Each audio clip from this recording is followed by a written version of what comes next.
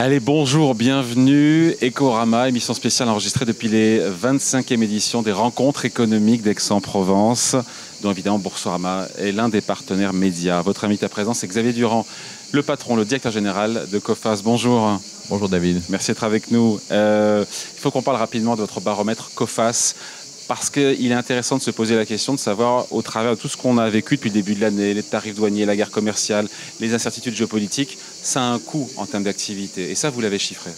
On l'a chiffré parce qu'effectivement, il à l'échelle de la planète. Il y a un climat d'incertitude qui est au plus haut. Et donc, ça se traduit par la prudence des entreprises pour investir et la prudence des consommateurs quand il s'agit de dépenser l'argent.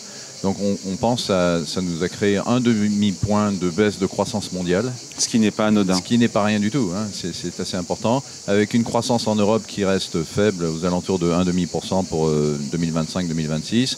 Un peu plus élevée aux États-Unis, mais au-dessous de son potentiel aux alentours de 1%. Et puis, en fait, la croissance mondiale reste tirée par les marchés émergents. Donc on est vraiment avec une économie où tout le monde attend un petit peu de savoir ce qui va se passer avant de prendre des grandes décisions. Oui, enfin l'incertitude, elle peut aussi se poursuivre. Il y a cette date du 9 juillet, on y est presque, sur les droits de douane. Il y a un moratoire, ils sont suspendus, cette droit de douane punitif. Qu'est-ce qui se passe après? Encore une fois, personne ne sait. Est-ce que les accords seront signés? On a vu des accords ont été signés avec le Vietnam, avec le Royaume-Uni, avec la Chine partiellement. Il faut se rendre compte quand même qu'avant Trump, les États-Unis taxaient leurs importations venant de l'étranger à 2,5%. Aujourd'hui, c'est quasiment x10. Aujourd'hui, on n'est pas loin de 19%. Alors, effectivement, il s'agira de voir où tombe le couperet finalement à la fin, puisqu'il y a eu beaucoup d'annonces. Et en fait, ce qui compte, ce sont les faits. Mais on sait déjà que l'acier, l'aluminium, c'est 50%. On sait déjà que les véhicules automobiles, c'est 25%.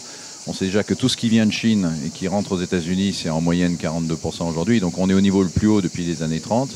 Et on n'a pas encore la réponse en ce qui concerne l'Europe, par exemple. Donc il y a encore beaucoup de choses en suspens. Mais d'ores et déjà, cette hausse de tarifs se traduira par plus d'inflation aux États-Unis et aussi une croissance mondiale plus basse. Vous faites partie de ceux qui pensaient que l'administration de Trump est visiblement dans une logique transactionnelle. Donc des deals seront trouvés et le pire n'est pas à redouter? Le pire n'est jamais certain. Ce qui est sûr, c'est qu'on a quand même eu un changement de paradigme. C'est-à-dire qu'on a une remise en cause des échanges relativement libres qu'on a eus depuis de nombreuses années. Et donc tout ça va nécessiter une réorganisation partielle, progressive, etc. des flux commerciaux à la marge, parce qu'on ne peut pas tout changer du jour au lendemain. Mais effectivement, on est dans une ère nouvelle, on va dire. Des droits de douane, d'ailleurs, le chiffre est tombé. Sur 6 mois, le droit de douane aux États-Unis, c'est 100 milliards de recettes pour l'État. Le double, ça a doublé en un an. Ouais. Preuve que ça rentre, mais ce n'est pas ça qui va enrayer l'accroissement du déficit budgétaire avec cette loi budgétaire qui a été votée, qui vient d'être votée. Dont on voit que les enjeux en termes d'ordre de grandeur sont gigantesques. Hein, donc effectivement, le monde est en train de changer. Je crois pour les entreprises, ce qui me paraît plus important, c'est l'incertitude. C'est difficile de prendre une décision d'investissement industriel aujourd'hui en ne sachant pas ce qui va se passer dans les 5 années qui viennent, puisque ce sont des investissements de long terme.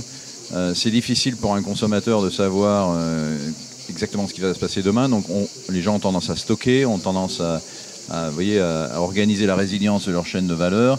Ont tendance plus à s'assurer d'ailleurs, à venir nous voir pour essayer de trouver des solutions au moins de court terme. C'est tout bénef pour vous? C'est l'essence de notre métier, vous voyez, c'est d'aider les entreprises. Si on ne sait pas prévoir le long terme, au moins il faut déjà passer bien le court terme. Et pour passer bien le court terme, il faut s'occuper de ses comptes, de ses risques, et il faut éviter de faire des bêtises à court terme, et c'est pour ça qu'on est là, nous.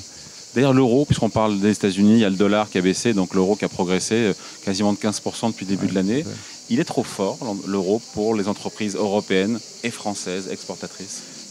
Historiquement, le dollar, il a varié entre, disons, 1,40 et 1, quoi. Hein. Donc, on est même monté à 1,60, je crois, à un moment donné. Ou 1,60. Bon, enfin, il suit des cycles, réguliers. Donc, certainement que quand il y avait parité, il y avait une espèce de déséquilibre. On ne sait pas exactement où il va aller, mais ce qu'on sait, c'est que je pense qu'il va y avoir des taux d'intérêt qui vont rester plus hauts pendant plus longtemps. Et ça va peser sur les marges des entreprises. Ça va rendre le refinancement un peu plus difficile. Donc, il y a de la pression sur les entreprises, on peut le dire comme ça, en Europe en particulier, sur le domaine industriel. Et ça crée une compétitivité plus difficile et puis et les défaillances, plus de défaillances. Vous l'avez noté ça. Au plus haut, les défaillances, mais pas seulement en France, pas seulement en Europe, dans le monde, c'est ça, au plus haut depuis 10 ans. Oui, je vais vous donner quelques chiffres. On est au plus haut depuis 10 ans, donc depuis 2015, hein, on est au-dessus de 2015. On est aussi 20 à 30% plus haut qu'en 2019, pré-Covid, dans l'ensemble des économies développées. Donc on est plutôt à un niveau élevé, et ce qu'on voit, c'est que ça continue de croître, un peu moins vite, mais ça continue de croître, et puis on voit des entreprises de plus en plus importantes avoir des problèmes, avoir des difficultés de paiement. Donc effectivement, ça commence à peser, et c'est logique. Cette hausse d'ailleurs, on parle un peu de Coface, cette hausse des défaillances, ça impacte vos résultats, malheureusement négativement, on l'imagine. Plus de sinistralité, plus de provisions, c'est pas bon pour vous? Alors pour Coface, nous notre métier c'est vraiment, on fait du granulaire, hein, donc je vous rappelle c'est 720 milliards d'euros d'encours sur 5 millions de lignes, 5 millions d'entreprises dans 200 pays. Et ce qui compte finalement, alors on fait des évaluations pays, des évaluations secteurs, ça nous donne un peu une indication des hotspots si vous voulez, mais le vrai travail qui fait la différence c'est quand on regarde entreprise par entreprise. Et nous notre boulot c'est de faire en sorte d'évaluer ce risque à court terme en permanence sur des millions de lignes. Et en faisant ça, on est capable de trier, de dire là vous pouvez y aller, là c'est plus difficile, il faut faire attention. Et on évite donc quand même de subir de plein fouet mécaniquement la hausse. Ça ne veut pas dire qu'il n'y a pas une hausse, mais c'est notre travail d'aider les entreprises à gérer cette granularité, si vous voulez.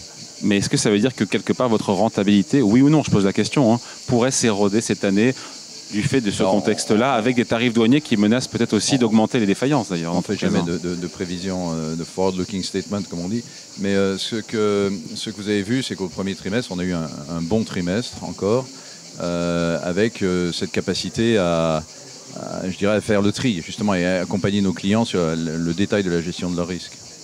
Vous restez confiant malgré l'environnement, encore une fois, sur le reste de l'année?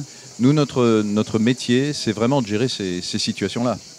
Donc je trouve qu'en ce moment, dans un environnement anxiogène, dans un environnement plus incertain, la stratégie qu'on a mise en place prend toute sa valeur, les relations de long terme qu'on a avec nos clients prennent toute leur valeur, et je peux dire aussi que ça se traduit par plus de demandes pour nos produits, ce qui est un bon côté de cette économie un peu plus difficile.